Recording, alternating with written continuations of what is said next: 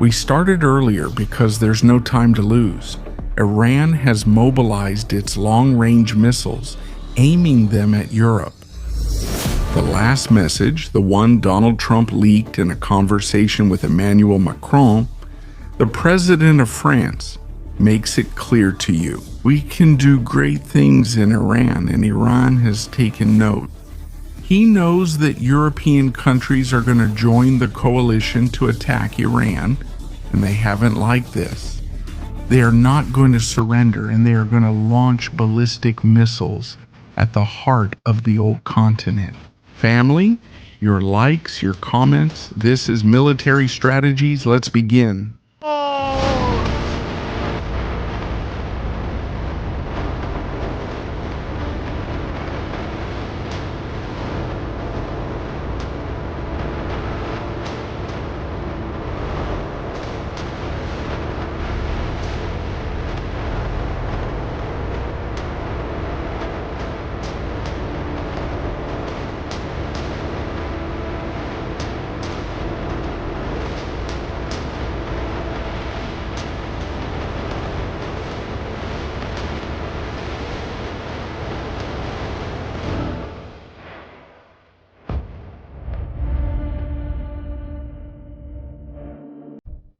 Military Strategies. Good afternoon. Welcome to Military Strategies. We are live right now for the whole world.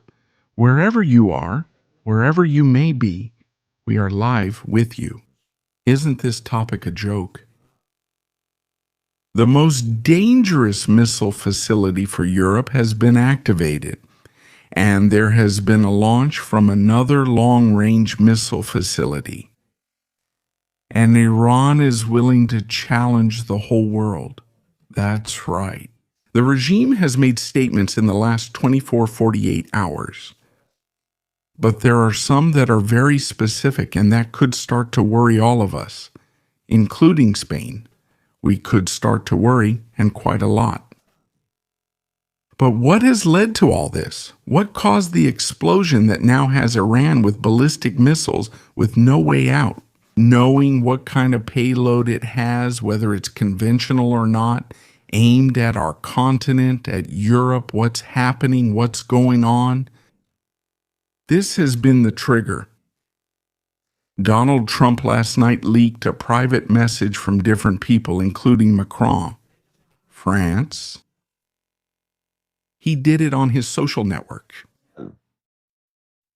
All due to the Greenland mess. But something was happening in that message, something that can't go unnoticed by everyone.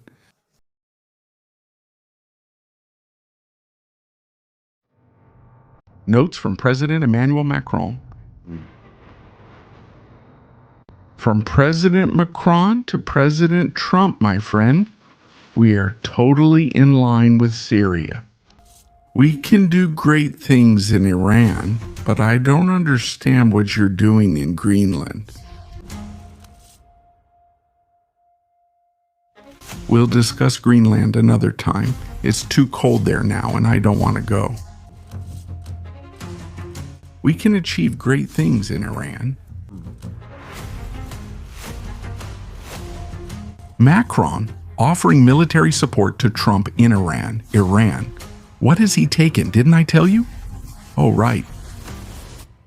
We are going to do great things in Europe, great things in Argentina. The Revolutionary Guard threatens Milei in Argentina for recognizing the entire epicenter of Iranian evil as a terrorist group. That's how it's happening. That's how it's going. This is amazing, amazing, amazing, because that statement indicates what we had already been saying. There will be a coalition of countries that will align against Iran. They will align in an attack that is coming in the next few days. And it seems that the world doesn't want to look at it, not even up close or from afar, at what might happen, at what could occur. We'll share the military strategies details this afternoon and update you on what's happening. Greetings to our friends from Chile. They face severe fires like Argentina. We support them, and we'll discuss this in another program. What is happening and what is being done wrong? Because whenever a tragedy occurs, something has been done wrong, just like in Spain. Sending another hug to the families. They are still recovering bodies from the trains after the tragedy. In a catastrophic event. But current events dictate we have to get into this topic and dive fully into the 12-day war goodbye. Israel launched an attack on a very important facility of the regime. This regime, which we know is so hostile, terribly hostile, has a facility in a city called Tabriz. There, in that place, they are hiding right now. While we are talking, the weapons that can put Europe in check. Wow. Cities like Rome, Berlin, Barcelona, Valencia, Athens. They could be within reach of these people right now. Tabriz, a place that was partially neutralized by Israel, officially has several launch sites, but there are two facilities that are vital. We'll see it here on a large scale, don't worry.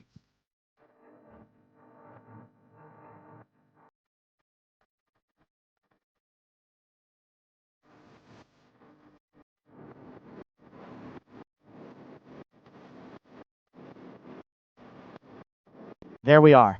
Shh. Pay attention to this.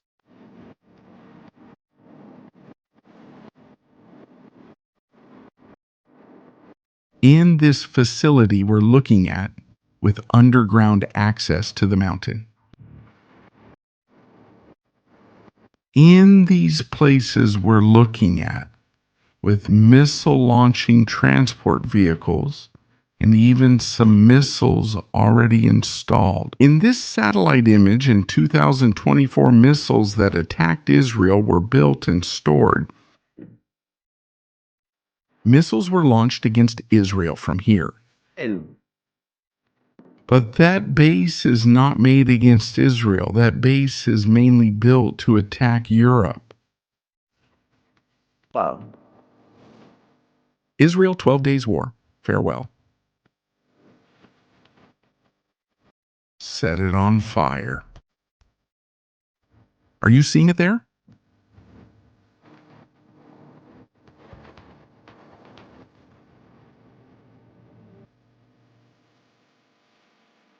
Israel launched an attack on that facility precisely to prevent ballistic missiles from being launched against Israel. What was the damage? They sealed the entrances. The entrances to the bunkers were collapsed, but they weren't completely destroyed.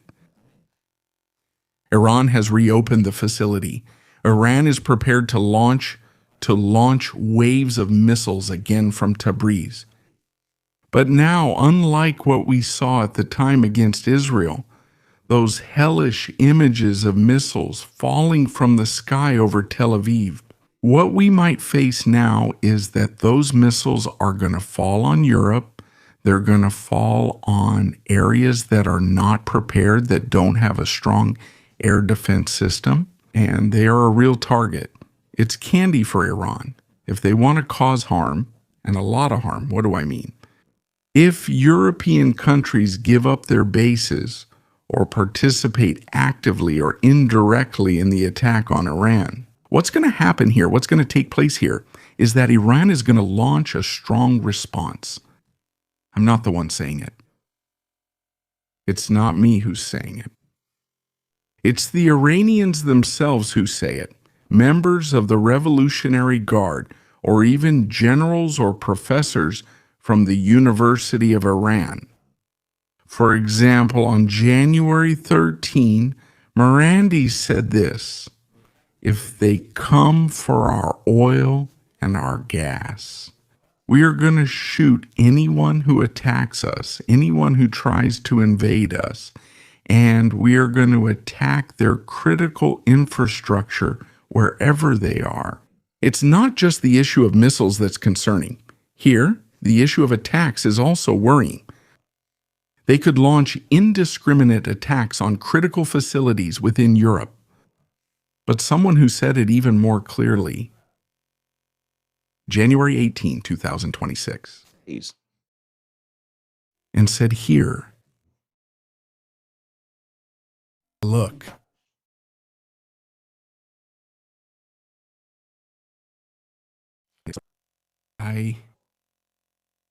I warn or caution and send a message to our friends. I send the following message to our friends God.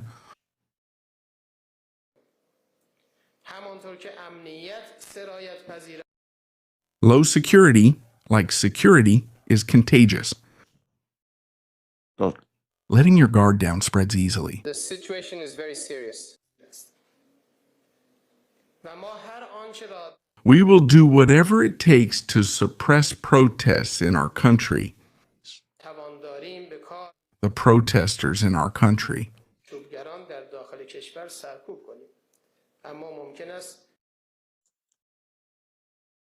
But maybe we can't prevent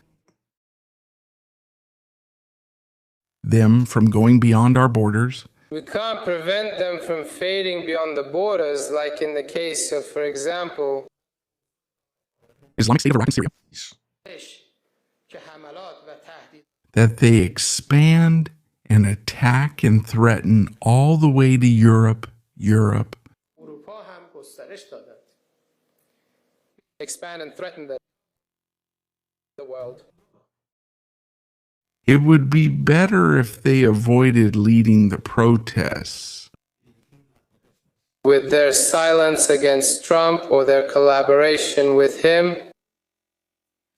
Remaining silent in the face of Donald Trump or collaborating with him. The world doesn't leave love. Look, what he's saying is subtly threatening. If the protests keep being supported, they won't be able to prevent things from happening in Europe. Today, technology allows anyone to create a false sense of security or a security weakness. Trust in each of the members, the community allows anyone. False security. The situation of violence cannot be avoided in any country. Protests do not benefit any country. Protests do not benefit. Of course. What has the Ayatollah said about this? They reported Elon Musk, thanks. And said Elon Musk, pay attention to this because they have the Starlink working. About Iran, they're really pissed off because people in Iran have internet and they're seeing the images of what's happening there.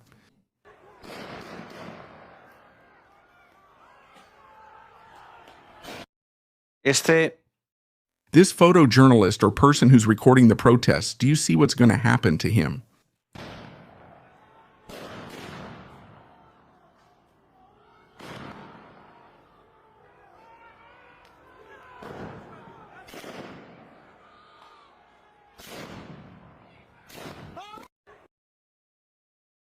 This is how it ends.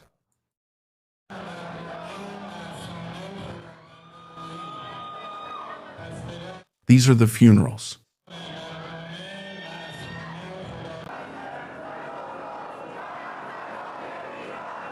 And, of course, people are saying this is the final battle. There's no turning back. We're going to keep fighting until the end. They're waiting for help from Donald Trump. They're waiting for help from the United States of America.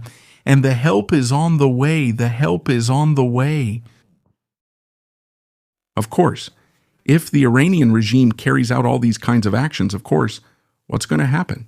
These are missile launches from Tabriz. Missile launches from Tabriz in the 12-day war missiles. Missiles heading to Israel. Missiles. Now the missiles are going to head toward Europe. Now, from where? Well, this facility, the one we're seeing here, has inside its mountains, in silos that open and launch missiles. I repeat, silos that open and launch missiles. I repeat, and those missiles. Here, are you seeing any of the threads? Do you see?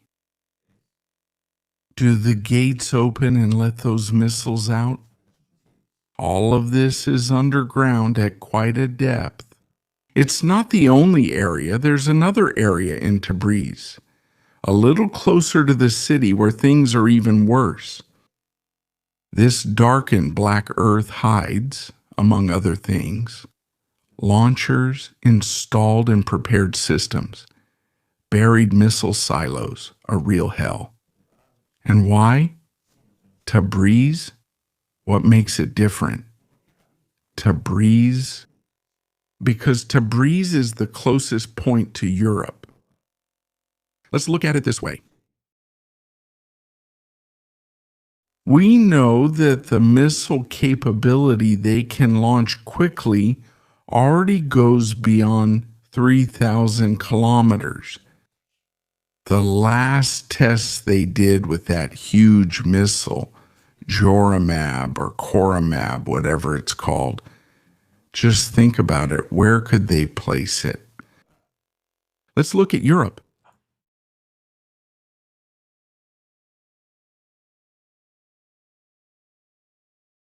Excuse me now. City of Barcelona. 3,700 kilometers.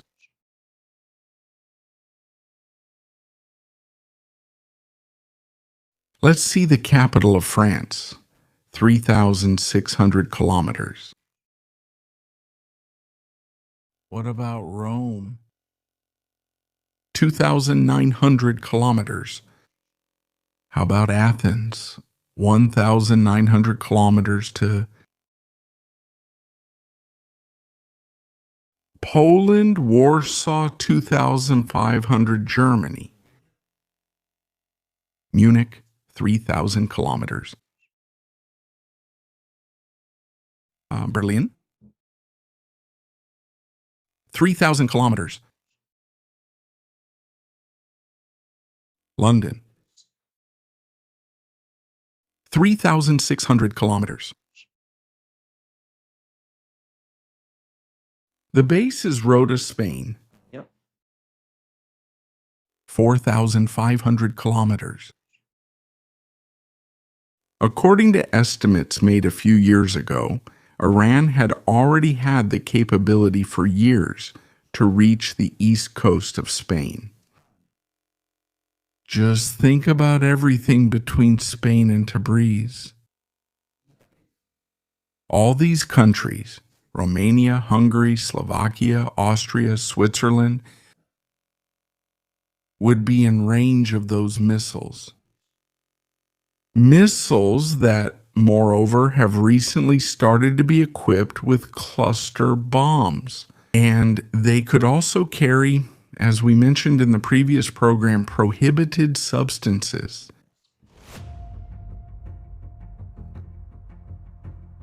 And now the question we're all asking, the question people in Spain are asking, can this be done in Italy, in France? Is Europe prepared to withstand a wave of ballistic missiles on its territory? The answer is no. Europe does not have enough deployed systems to protect its airspace. They can't do it. Even when things happen in Ukraine and spill over to the European side, they won't be prepared for the Iranian scenario. But look, it's more than that. How much is it? And one of the targets that could also be vital would be the island of Cyprus, the Royal Air Force Air Base in Cyprus. This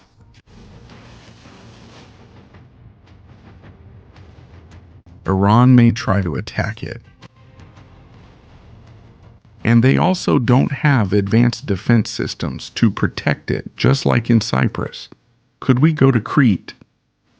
On this island in Crete is where the Central Air Command for the operation will be established. Netanyahu has recently spent time visiting the Greeks. All within Iran's reach. What do you think?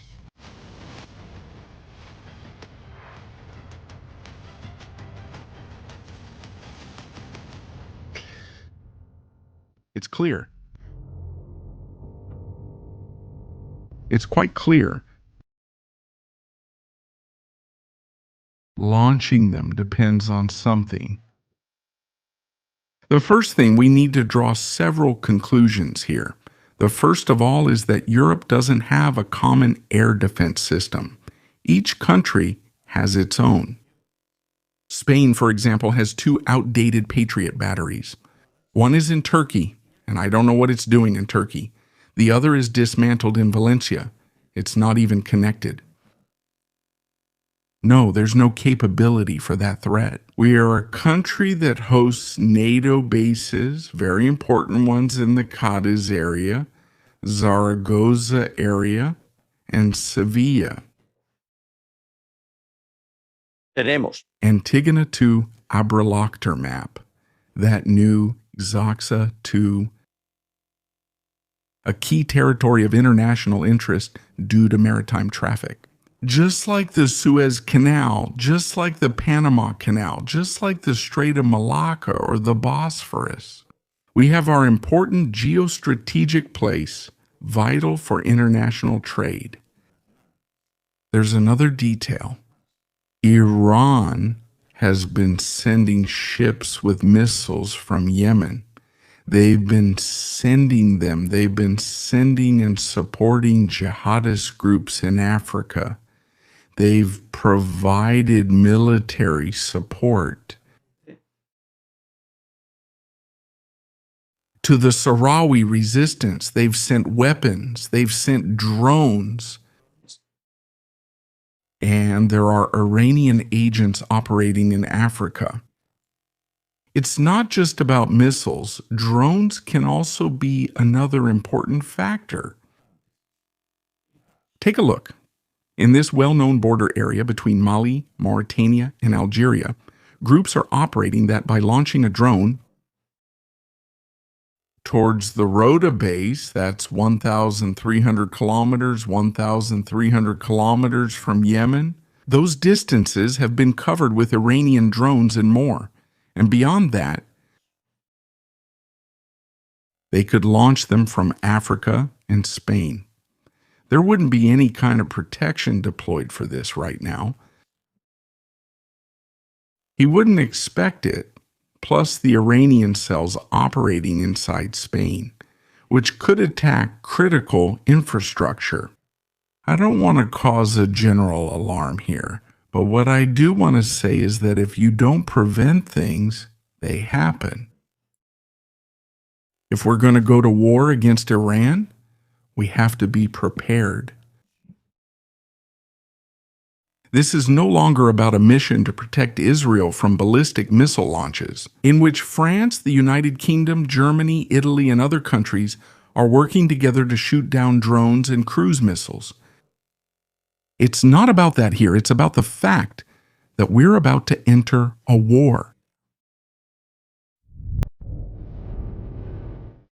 It's about the fact that we're about to enter a war.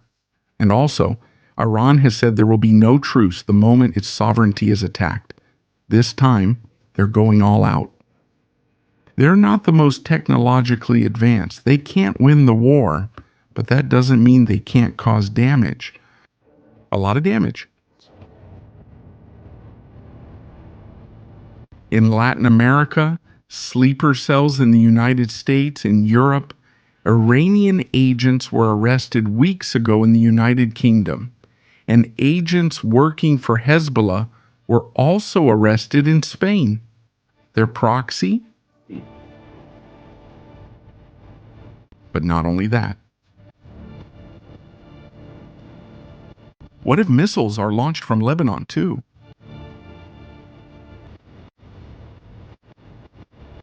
What if it's from a famous base or hidden spot in northern Lebanon?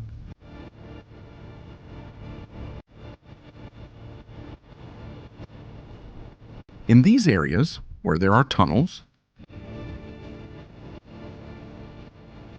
did Iran launch ballistic missiles?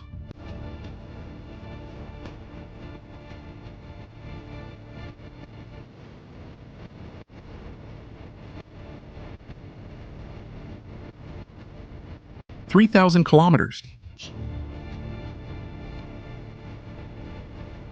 3,500 to Madrid.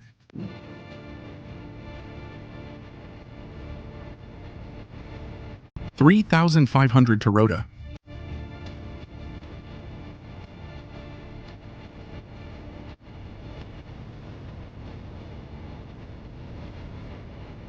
He who warns is not a traitor. What is the solution to this? What does Europe have to do right now? At this moment? Dos. What needs to be done? How can we save the furniture? Well, there's one option. First, raise the anti-terrorist alert throughout Europe. It needs to be raised immediately. Protect the critical infrastructure of all countries with additional reinforcement, even deploying the army, and launch a first wave of attacks to neutralize all these places. The first priority must be to destroy the missile and launch capabilities, those of Iran. Thanks for watching. Next, we target the Ayatollah. First, damage control. We have to protect Israel, we have to protect Europe, we have to protect our allies, and we have to do it with a forceful attack. We need to build a coalition, not just the United States, to end Iran's entire missile program. The United States doesn't have to go around saving the world. It's our responsibility too. Turkey, which is a NATO ally, should also mobilize its forces to protect Europe. Let's see if they'll do it. Now, we'll be surprised here. When we see that Ankara, Turkey, doesn't give up the use of its military bases, doesn't mobilize its drone fleet, doesn't mobilize its air force, we're going to start asking ourselves why a Spanish anti-aircraft missile battery, the Patriot system, is in Turkey and not in Spain. That's where the world is heading. The West is going to realize who is an ally and who isn't, because Turkey is not going to get involved. Turkey. What it doesn't want is for thousands and thousands of Iranians to cross its border and enter its territory fleeing from the war. So they're just going to watch. Besides, with the number of short-range missiles Iran has, they could set Turkey on fire. Turkey, which also relies on tourism and whose economy is shattered, is not going to get involved in a war. In fact, we haven't seen any planes landing in Turkey from what's being taken to the Middle East. Erdogan has said, "Don't involve me. You guys handle it yourselves." If they attack NATO, if they attack a NATO country, it will be Turkey, with its neighbor, with whom it shares interests. The question remains, what will happen?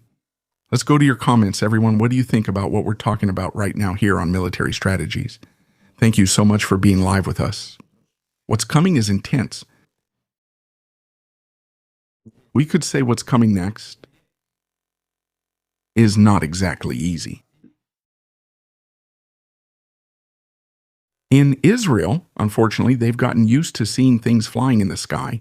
In Europe, they're not used to it. Since World War II, these things haven't happened. Let's see what happens now. Let's see what's coming. It's important to hold on to Jesus. Thank you for reporting. Although it's scary, it's really scary, it's worrying, it's really worrying. In my humble opinion, he says, Newsbrim is magnificent. If they were so powerful during the 12-Day War, they would have shot down at least one plane. Sorry, they're all bluff, like in poker. I'm not talking about Newsbrim's anti-air defenses. I'm not talking about anti-air defenses. I'm talking about ballistic missiles. They're hard to shoot down. There's a margin of error. There's a limited number of interceptors, and when you run out of missiles to intercept, you take the ballistic missiles. I've been to Israel and in places hit by ballistic missiles. I can assure you it's not a bluff. It's not. They destroy whole buildings and neighborhoods. This isn't a bluff or an exaggeration. Exaggerating things leads us to an October state of mind. They're not very calm. Nothing is happening in Gaza. Every day, 10,000 people come into work in Israel. Everything is fine. Let's all sit by the fire on the seashore and tell stories about our grandparents when they used to fight. And now we're friends. No, that's not how it works. It's not exaggeration. It's discussing what's actually happening. And unlike the 12-Day War, now Iran knows they're really being targeted? Really? The 12-Day War was about delaying the nuclear program, the 12-Day War? Thank you. They had no intention of ending the regime. They would have ended it. Now things are different. Put yourself in the place of the Iranian, the Ayatollah, not the regular Iranian, who doesn't want war. Imagine being in the Revolutionary Guard surrounded by people who know they'll die. Imagine being these fanatics who realize they're about to lose their empire. They have nothing to lose. They've already lost everything. The moment the first round falls, they know their end begins. So why wouldn't they press the red button? Why have they built so many missiles? So many missile silos, so much infrastructure. Why do they have a chemical weapons program? Why do they have a nuclear weapons program if they're not going to use them? Isn't it that Iran doesn't work on deterrence? They don't work that way. They want to destroy countries in Israel. Have they shown little concern about attacking central Tel Aviv, other cities, or a hospital in Beersheba? Ballistic missiles? It's not exaggerating, it's a reality. Oh. Right? So, not taking proper measures is the mistake. Placido, thanks for the strategies. We're in a major war. The United States, Israel, and all of us must strike first. Also, see what Macron crony told him. We can do great things in Iran. It's not that we can, it's that we have to do it. We must achieve great things in Iran because it's Iran. All that infrastructure they have in there is going to be launched. If it's neutralized in time, there's a chance to minimize damage. It's clear, but everyone needs to mobilize. Elena, thank you so much for that super chat, and thanks to Andrea as well. The Persians, these are not Persians, I have to clarify, the Shiites of Shiism. These are not Persians. The Persians, desperate. All they have left is to threaten Europe if they dare, and that will be the fall of the regime. well, no other options left. God protect us. May Europe rise. Shalom from Entre Rios, Argentina. I don't wish for this to happen. I hope this scenario doesn't occur. 100% I hope this doesn't happen. I don't think they have it either. Thousands of long-range missiles will have a significant remainder, maybe 100 or 150. The rest will all be intermediate range, that is, up to 1,800 or 2,000 kilometers. To attack Israel, attack United States bases, attack Cyprus. But I do think there is a risk, and that the history is there. In the 21st century, only 2 countries have launched ballistic missiles at cities on a large scale. I mean, Russia and Iran.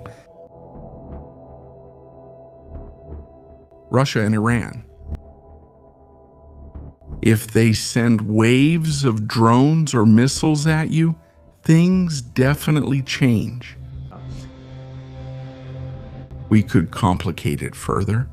They can move on mobile launchers much closer to Tabriz, right on the edge, and launch from here.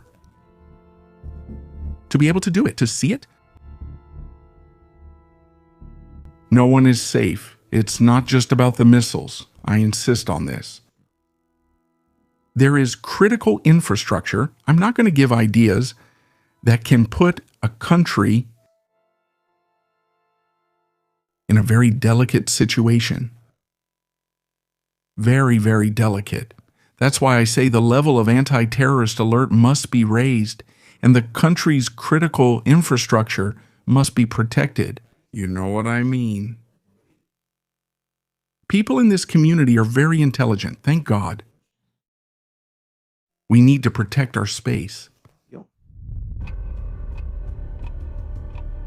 If the Iranians come at us with everything, we have to face them with everything. We can't have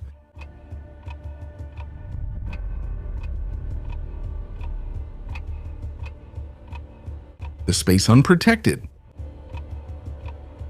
These things cause harm, you know? We are not Israel. Israel has prepared for years, investing much of its budget, which is why taxes are high. In the defense of these things, we don't. War and modern combat have changed. It's no longer about who has more tanks, it's about who has more drones, who has more missiles. What we see today is a war of attrition, a war of attrition. They still haven't had the final say. Do you see it there? Family, thank you so much for being live with us here on Military Strategies. It's been a real pleasure. We'll see you later. We have more topics to talk about today. United States, Greenland. We're going to get into this. Think about it. We're heading into a war. We're at war. See you in the next episode of Military Strategies.